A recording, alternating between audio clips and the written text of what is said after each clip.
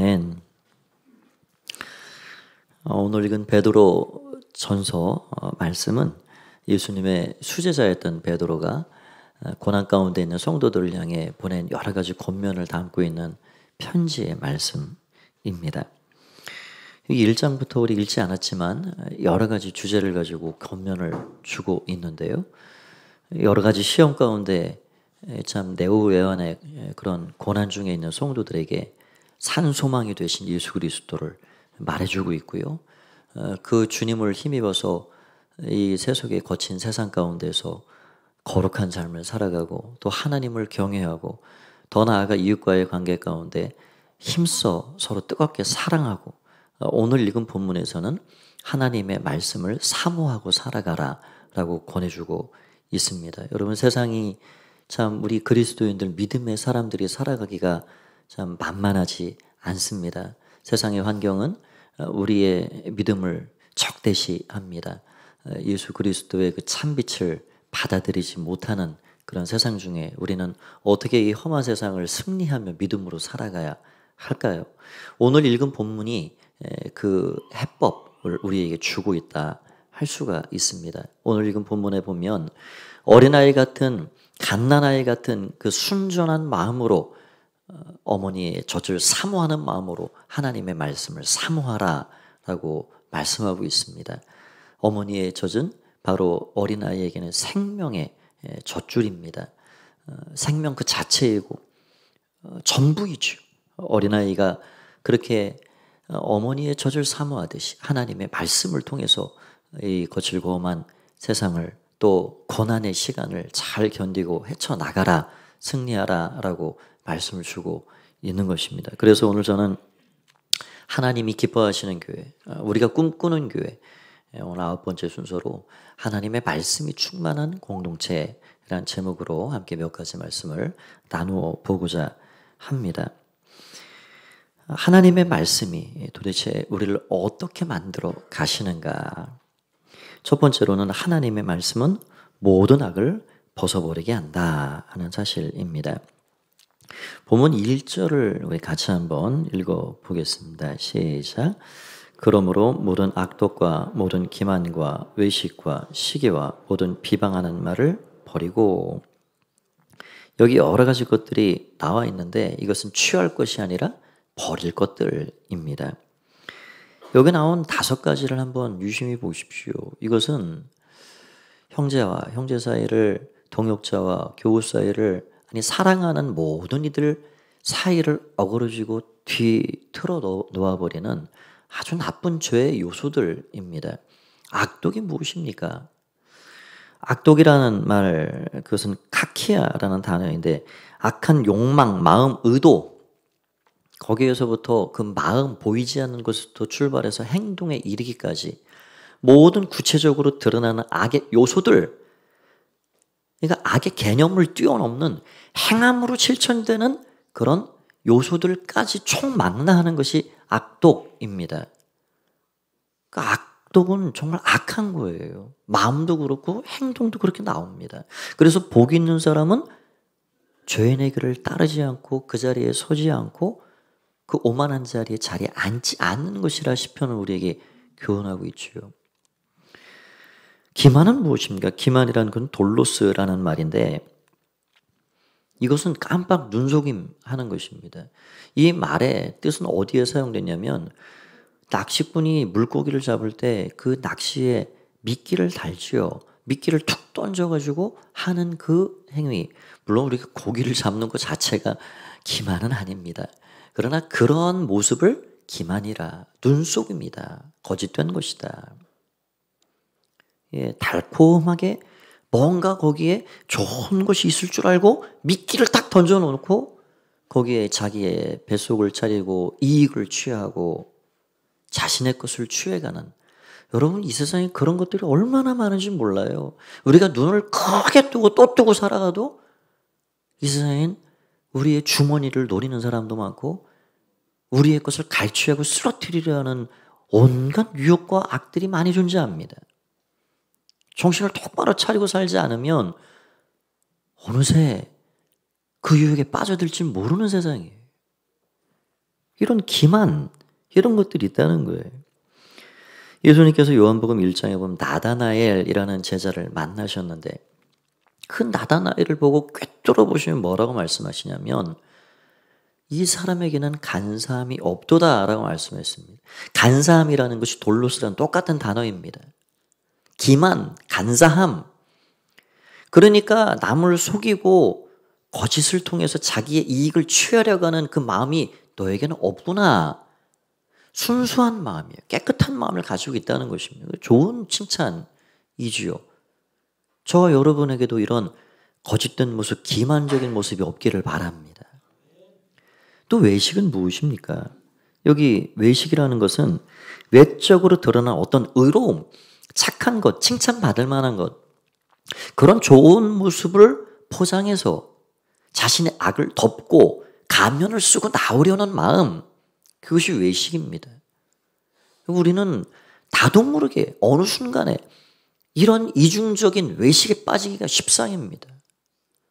우리는 우리를 포장하기를 즐거워해요. 우리의 진실된 모습을 그대로 있는 그대로 드러내기보다는 자꾸 포장하려 애쓰고 살아갑니다. 끝으로 비방이라는 말은 말 그대로 다른 사람의 명성이나 지위, 그런 이익에 중대한 손상을 가하려고 하는 의도적인 말, 나쁜 말, 더러운 말, 그런 것을 말하고 있습니다. 여기 소개된 5가지 죄의 덕목들은 성경 곳곳에서 반복적으로 등장하는 것들입니다.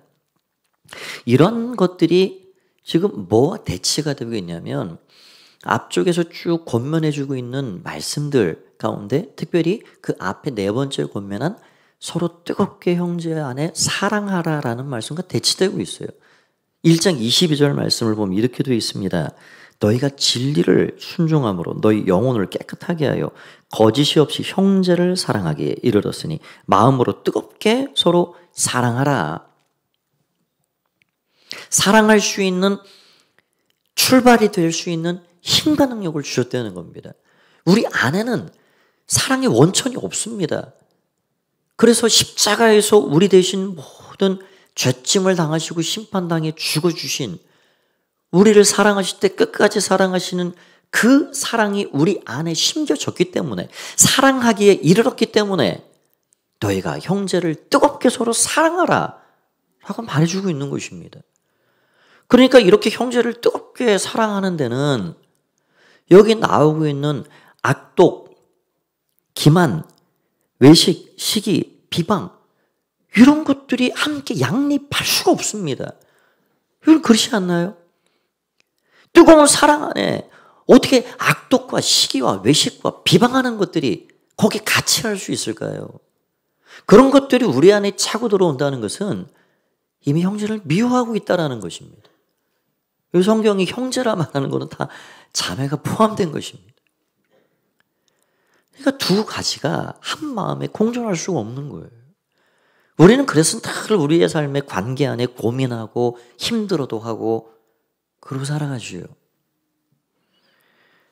여러분, 문제는 이런 것들이 결코 남의 이야기가 아니라는 거예요. 어떤 특정한 사람, 특정한 교회, 특정한 그룹의 문제가 아니라 저의 문제예요. 여러분의 문제예요. 우리 모두의 문제라는 사실입니다. 제게도 시기심이 있습니다. 참 그런 것을 느낄 때면 저도 깜짝 놀래요. 우리 동역자들과 때로는 목회자들과 이렇게 만나서 이야기를 하다 보면 어휴, 너무 잘하시는 분을 보면은 제가 존경의 마음을 가지고 정말 제가 한 수 배우겠습니다. 저 좀 지도해 주십시오. 그래야 되는데 기분이 썩 좋지 않아요. 저보다 좀 헤매고 목회가 힘드신 분들 이야기를 들으면 어깨가 저도 모르게 으쓱해집니다. 아이고 이게 도대체 어디서 나온 마음이냐 이게. 제가 놀래요. 여러분 외식, 교우들 앞에서나 누구 앞에서 동료 교역자들 앞에서 자꾸 포장하려 합니다.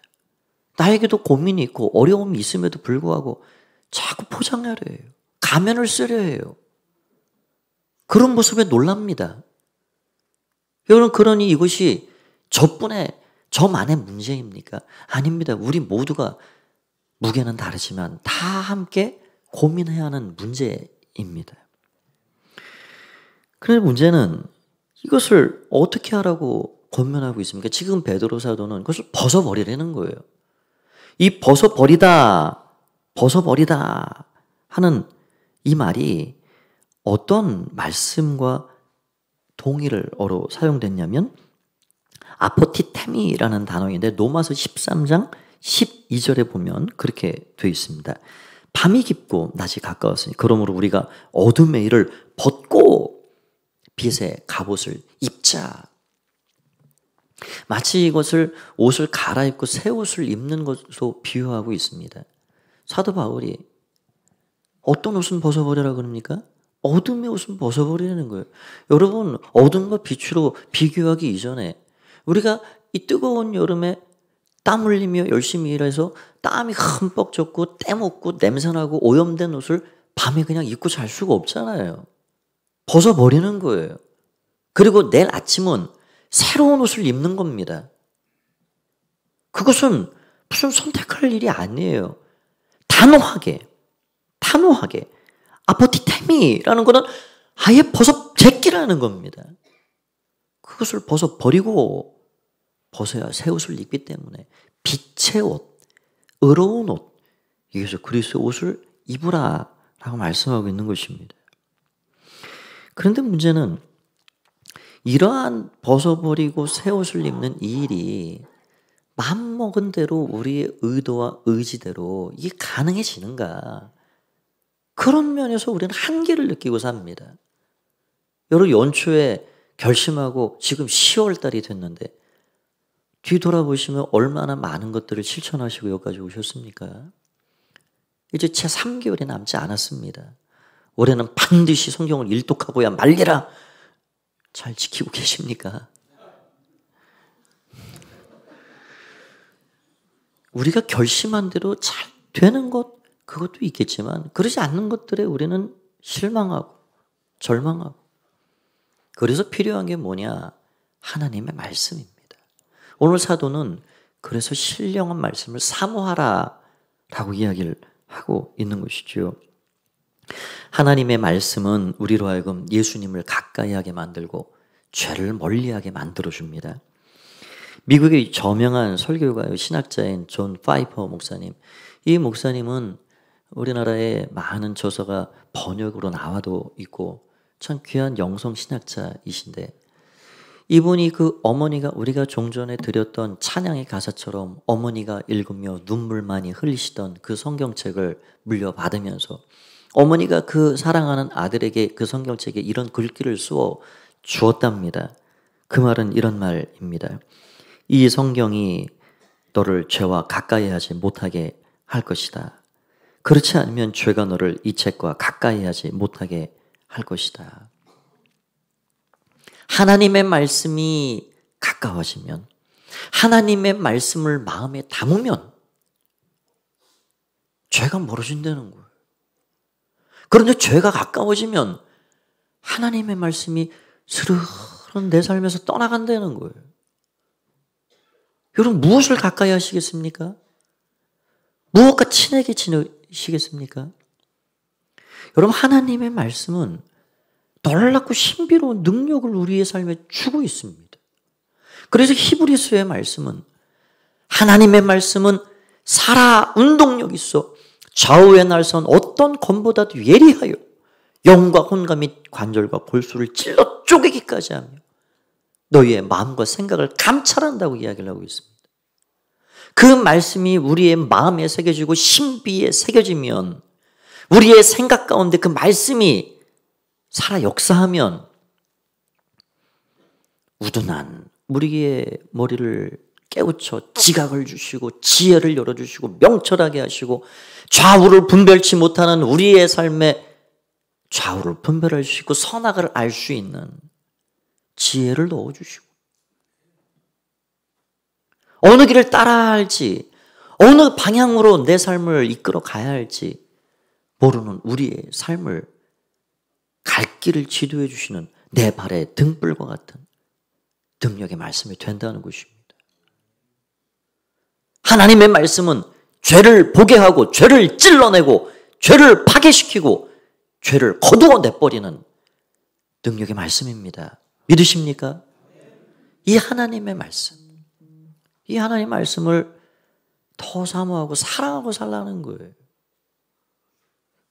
우리가 얼마나 많은 결심을 하고 얼마나 많은 다짐을 한들 내 아내와 내 남편 사랑해야 됨을 알고서도 하지 못하고 나의 자녀를 바른 길로 축복하며 이끌어 가야 함에도 불구하고 신앙 양육을 잘 행하지 못하는 우리 부모님을, 내 부모를 공경하라는 말씀을 순종해야 함을 알면서도 교우들을 사랑하고 섬기고 그렇게 해야 함을 알면서도 하지 못하는 것, 하나님의 말씀은 그것을 가능케 한다는 것입니다. 말씀을 새기시고 말씀과 함께 살아가는 여러분 되시기 바랍니다. 두 번째 생각할 말씀은 순전한 마음으로 말씀을 사모해야 한다 하는 것입니다. 순전하다 하는 것이 무슨 말일까요? 이 원어가 아까 말씀드린 비방, 기만이라는 뜻이 돌로스라는 말이었는데 여기에 부정접도 아가 붙어 있어요. 돌로스가 순전하다라는 말이에요. 그러니까 거짓되고 기만적인 어떤 마음과 태도 그런 것이 아니라 그냥 순수하고 깨끗하고 순전한 거예요. 어떤 다른 악한 의도가 들어있지 않습니다. 고대 사회에서 시장에 물건을 판매하는 그 상인들이 그 우유에 물을 타고 포도주에 물을 타는 일들이 있었다는 거예요. 여러분 그게 무슨 1000년, 2000년 전 세상에나 그런 일이 있었습니까? 지금도 얼마든지 그런 일이 많습니다. 원산지를 속이기도 하고 국내산 고춧가루입니다 하고 거기에 외국 것을 갖다 섞어버리고 우리는 잘 몰라요. 그것이 기만이지요. 그런데 순전한 마음으로 깨끗한 마음으로 진실된 의도를 가지고 하나님의 말씀을 사모하라. 어린 아이가 갓난 아이가 어머니의 젖을 바라고 추구하는 것은 다른 의도가 없습니다. 그냥 그 자체가 아이에겐 전부예요. 어머니 젖이 생명줄입니다. 그러니까 그 젖을 얼마나 사모하는지요. 안 주면 울고 보채고 전부입니다. 전부. 그런 순전한 마음으로 간절한 사모함으로 하나님 말씀을 사모하라는 거예요. 사도 바울 시대에 이 복음에 물타기를 하고 혼잡스럽게 이 복음을 왜곡시키고 그래서 자신의 입속을 차리고 하는 이들이 있었습니다. 지금 이 시대에도 우리의 삶의 주변 곳곳에 이런 사람들이 있어요. 여러분 우리 마산 땅에도 그런 이단들이 사이비들이 많이 있습니다. 멀리 있지 않습니다. 제가 언제 때가 되면 진리를 지키는 공동체라는 말씀을 드리고 싶습니다.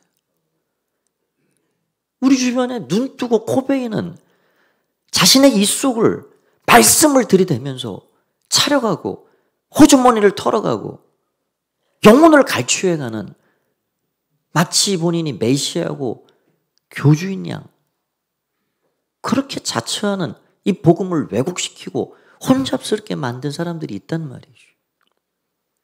그런 사람들 향해서 사도 바울이 고린도후서 2장에 보면 이렇게 말씀하고 있습니다. 17절 말씀에 보면 우리는 수많은 사람들처럼 하나님의 말씀을 혼잡하게 하지 아니하고 곧 순전함으로 하나님께 받은 것 같이 하나님 앞에서와 그리스도 안에서 말하노라. 여러분 저는 하나님의 말씀을 받은 그대로 순전하게 받은 그대로 우리를 사랑하시되 어떠한 의도와 목적이 아니라 우리가 잘하는 것 보고 사랑하시고 잘하면 떡 주고 안 되면은 회초리를 들고 그런 사랑이 아니라 우리를 순수하고 순전하게 사랑하시는 그 사랑, 그 받은 말씀 그대로 내가 여러분들을 그렇게 사랑하는 마음으로 복음을 전합니다. 나는 어떠한 의도를 가지고 당신들에게 접근하고 복음을 전하는 것이 아닙니다. 바울이 지금 그런 말을 하고 있는 거예요. 여러분, 제가 이 자리에서 어떠한 악한 흑심을 가지고 지금 말씀을 증거한다 그러면 여기 어떻게 되겠습니까? 하나님의 말씀을 우리가 사모하되 깨끗하고 순수하고 순전한 마음으로 사랑하라 하는 것입니다. 그러한 사모함이, 그러한 마음이 우리 가운데 얼마나 있는지, 시편 119편을 쓴 시인은 하나님의 말씀을 너무도 사랑하고 사모하고 그 말씀과 함께 살았던 사람입니다. 119편을 읽으면 또 한 절 한 절이 너무너무 귀한 보석 같은 말씀이 고백되어 있어요. 거기 127절을 보면 그렇게 되어 있습니다. 그러므로 내가 주의 계명들을 곧 순금보다 더 사랑하나이다. 97절은 그렇게 되어 있습니다. 내가 주의 법을 어찌 그리 사랑하는지요. 내가 그것을 종일 작은 소리로 읊조리나이다. 내가 죄에 빠지지 않기 위해서 주의 말씀을 지켰습니다. 내가 그 말씀을 사랑해서 내 뼈가 쇠할 지경입니다. 내가 얼마나 그 말씀을 사랑하는지 종일 소가 음식을 넣었다 뺐다 되새김질하고 또 씹고 하듯이 주의 말씀을 읊조리고 묵상하고 생각하고 그렇게 내가 사랑합니다. 여러분, 그렇게 말씀을 사랑하는 이들에게 하나님이 어떤 은혜를 주시는가? 결국 당신을 드러내 주십니다. 우리가 성경을 읽지만 우리는 하나님을 읽는 것이고, 성경을 듣지만, 말씀을 듣지만 하나님의 음성을 듣는 것이고, 우리가 성경을 보지만 하나님을 보는 것입니다. 우리는 성경을 통해서 하나님의 마음도, 하나님의 뜻도, 하나님의 의도와 그분의 모든 구원의 청사진을, 우리를 향한 그 사랑을 깨닫게 되는 거예요. 그러니 우리가 성경을 읽지 않으면 아무것도 할 수 없어요. 하나님은 이 은혜의 자리로 우리를 초청하십니다. 계속해서 초청하십니다. 이사야 55장 1절 말씀을 같이 한번 읽어보겠습니다. 시작. 오라 너희 모든 목마른 자들아 물로 나아오라. 돈 없는 자도 오라. 너희는 와서 사 먹되 돈 없이 와서 값 없이 와서 포도주와 젖을 사라. 오라 하십니다. 계속해서 오라 하시는 거예요. 와서 뭐 하라 그러십니까? 하나님 무슨 일거리 시키려고 그러십니까? 아니요, 와서 너희들 목마르지, 너희들 배고프지, 성공을 향해 그렇게 땀나도록 열심히 뛰었어? 그래도 외롭지, 그래도 허전하지. 내게 오라, 내게 와. 내게 오면 이 땅에서 얻을 수 없는 내가 주는 포도주가 있고 내가 주는 젖이 있어. 그것을 와서 내가 거저 너에게 주니 돈 없이 값 없이 와서 그것을 얻어가봐. 그것을 취하고 누려. 라고 말씀하고 있는 겁니다. 여러분, 우리를 초청하시는 우리 주님은 우리에게 뭘 가져오라 하지 않으세요. 우리가 얼마를 준비해 뭘 드려야 하나님이 주시는 그 포도주와 젖, 그 생명의 양식을 얻을 수가 있을까요? 값없이 그냥 오라가 말씀하십니다. 너희 목마른 자들아, 너희 굶주린 자들아, 다 내게 오라. 와서 포도주와 젖을 사라. 수고하고 무거운 짐진 인생들 다 부르며 초청하셔서 쉼과 안식을 주시는 그 주님의 은혜가 우리 가운데 있는 것입니다. 여러분, 그러니까 믿음이 있다는 게 뭐예요?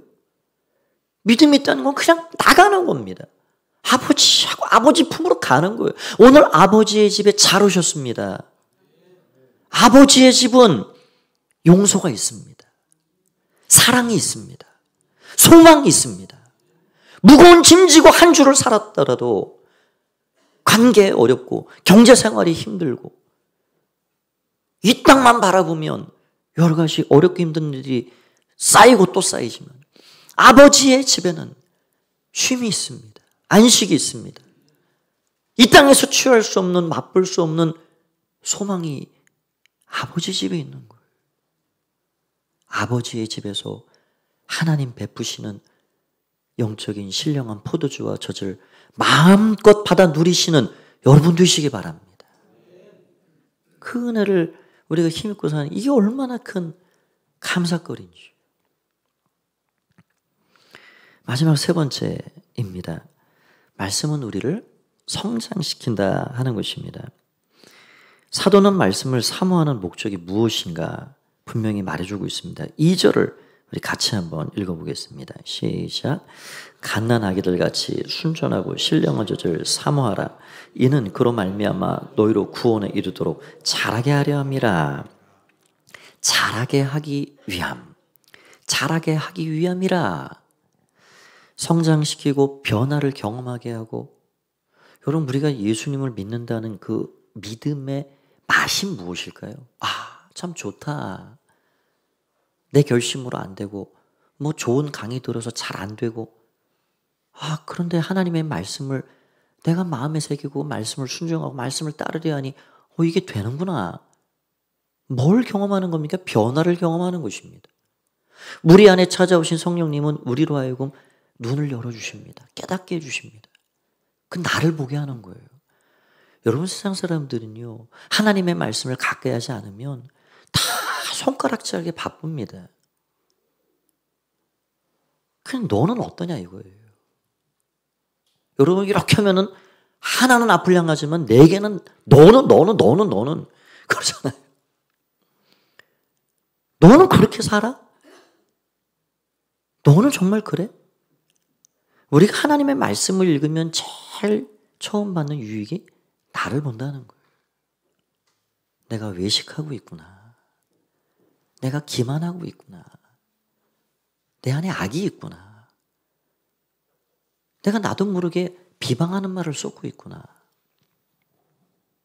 하나님의 말씀을 보면 그런 깨달음을 주시면서 나를 변화시켜 갑니다. 너 그렇게 해서 안 되잖아. 너가 아내한테, 너가 남편에게, 너가 자녀들에게 뭘 요구하고 뭘 기대하기 이전에 너 자신부터 너의 위치를 잘 지켜가. 우리가 말씀을 읽으면 그런 은혜를 받게 돼요. 거기서 하나님의 말씀이 내 삶에 어떻게 역사하시는지, 자연적인 내 심성으로 안 되는 것들이 초자연적인 은혜를 경험하게 하고 그 능력을 맛보게 되는 것입니다. 그래서 골로새서 3장 16절 말씀을 보면 그렇게 되어 있습니다.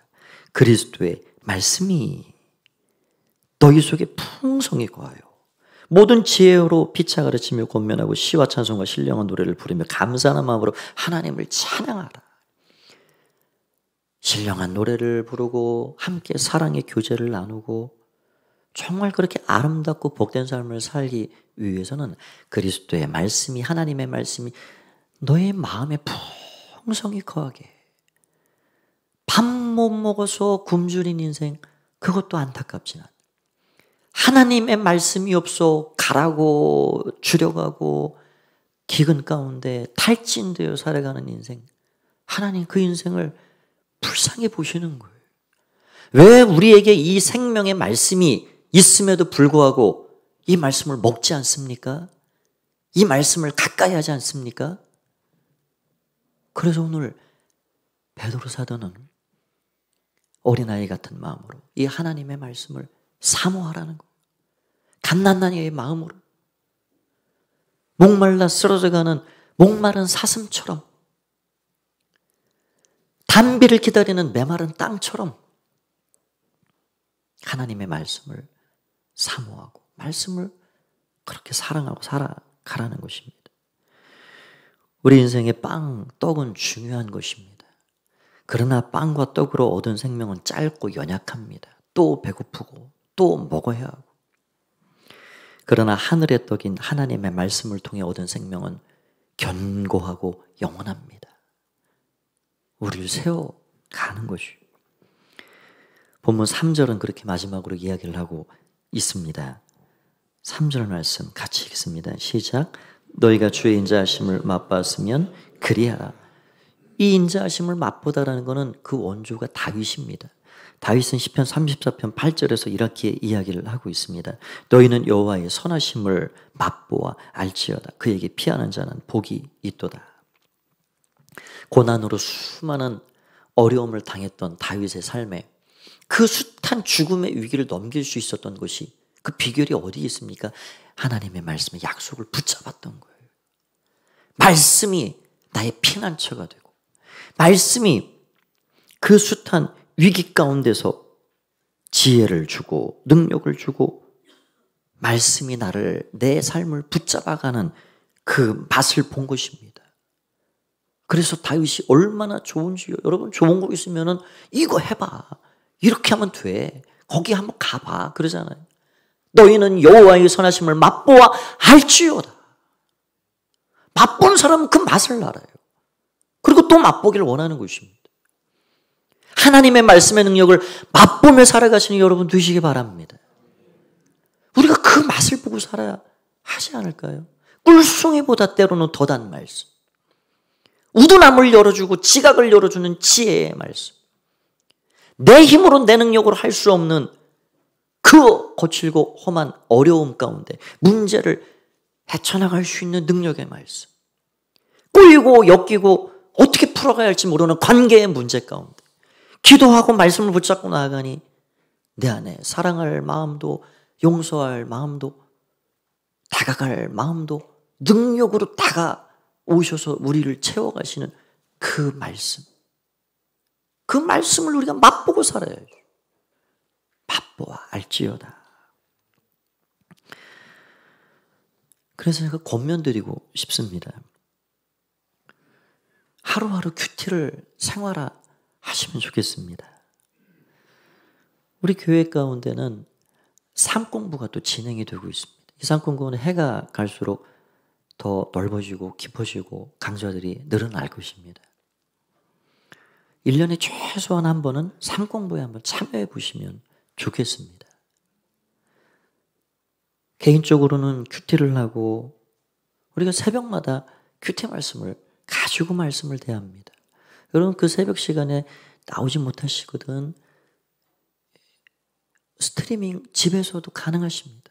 또 끝나고라도 들으실 수 있습니다. 하나님의 말씀을 듣고 묵상하고 그 하나님의 말씀을 삶공부를 통해 배워가고, 또 양육과정이 있잖아요. 성경 나무교실도 있고 숲교실도 있고 말씀을 배우는 거예요. 그리고 목장에 가서는 그 말씀을 서로 나누는 것입니다. 말씀을 읽고 듣고 배우고 나누고, 그럼 얼마나 그 말씀이 내 삶에 풍성해질까요? 하나님의 말씀을 부지런히 읽으십시오. 남은 3개월이 채 안 되는 이 기간 동안 여러분 소규의 목표를 정하셔서 하나님 말씀을 가까이 해보십시오. 때로는 빨리 읽고 때로는 천천히 읽고 단 한 절의 말씀이라도 내 능력이 되는 그 말씀을 마음에 담아보십시오. 그러면 그 말씀이 나를 어떻게 이끌어가는지, 내 삶에 어떤 능력이 되는지를 깊이 맛보고 체험하게 될 것입니다. 말씀을 마치고자 합니다. 하나님의 말씀은 우리로 하여금 예수님을 가까이 하게 하고 죄를, 악을 멀리하게 만듭니다. 우리를 변화시키고 우리를 성장하고 자라게 만들어갑니다. 어린아이 같은 심령으로 하나님 말씀을 사모하고 말씀을 사랑함으로 이 귀한 은혜 가운데 우리의 신앙의 여정이 가장 복되고 즐겁고 말씀과 함께 멋지게 승리하는 여러분 모두가 되시기를 주의 이름으로 간절히 축원드립니다. 오늘도 귀한 말씀을 주신 하나님 감사의 박수로 한번 영광을 올려드리도록 하겠습니다. 다 함께 자리에서 일어나시겠습니다. 우리 앞뒤 서고 계신 분 인사 나누도록 하실까요? 한 주간도 승리하십시오. 주의 은혜가 함께합니다. 우리 함께 찬양 드리고 잠시 기도하도록 하겠습니다.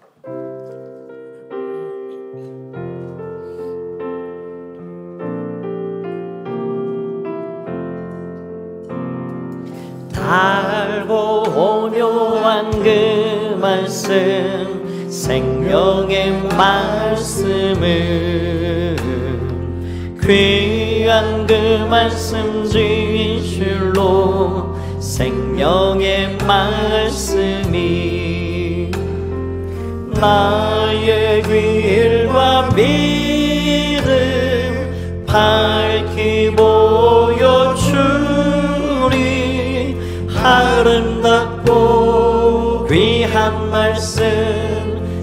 생명샘이로다.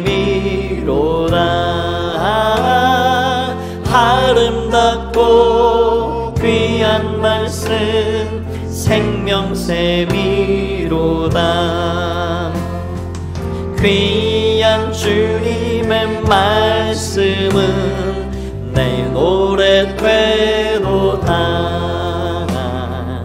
모든 사람을 살리는 생명의 말씀은 값도 없이 주십니다.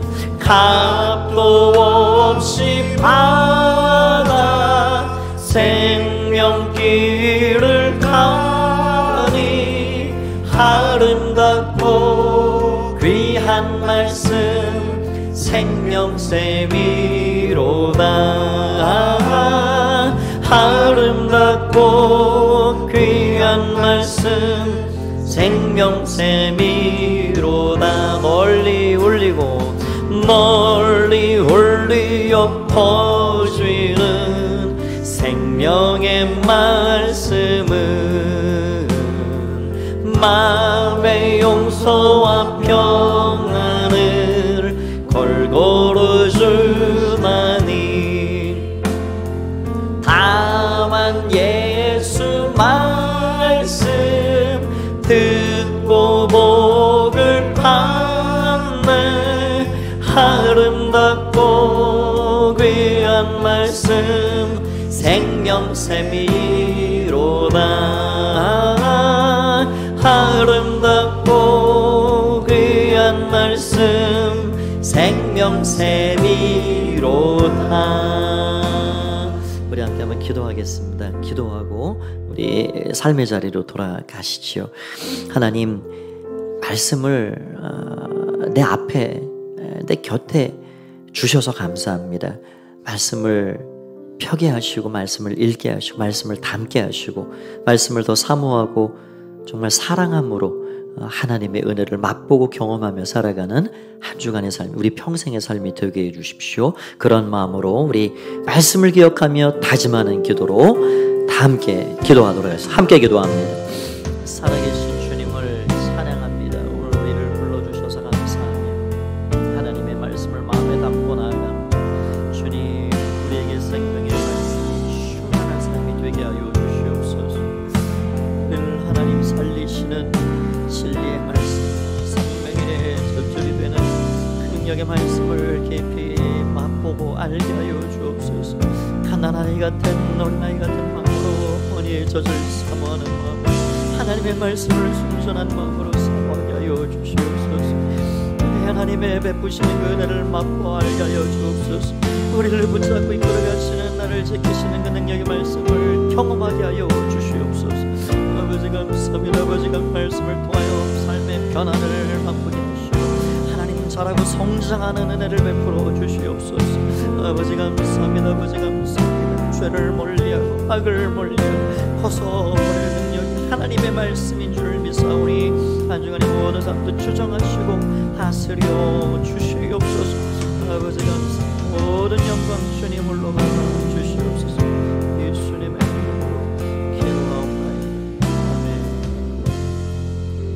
살아계신 주님을 찬양합니다. 생명의 말씀, 능력의 말씀, 우리를 진리의 길로 이끌어가며 악을 멀리하게 하고 거룩하게 만들어가는 그 말씀을 더 사모하고 사랑하고 마음에 담고 살아가는 우리 모두 되게 하여 주시옵소서. 이제는 주 예수 그리스도의 은혜와 하나님 아버지의 사랑하심과 성령에 오셔서 열어주시고 깨닫게 하시며 새겨주시는 감동감화시키는 은혜가 하나님의 생명의 말씀을 풍성히 거하게 하기를 소원하는 마음으로 예배하며 돌아가는 가포 가족들 가운데 영원히 함께 하옵시기를 간절히 축원하옵나이다. 아멘.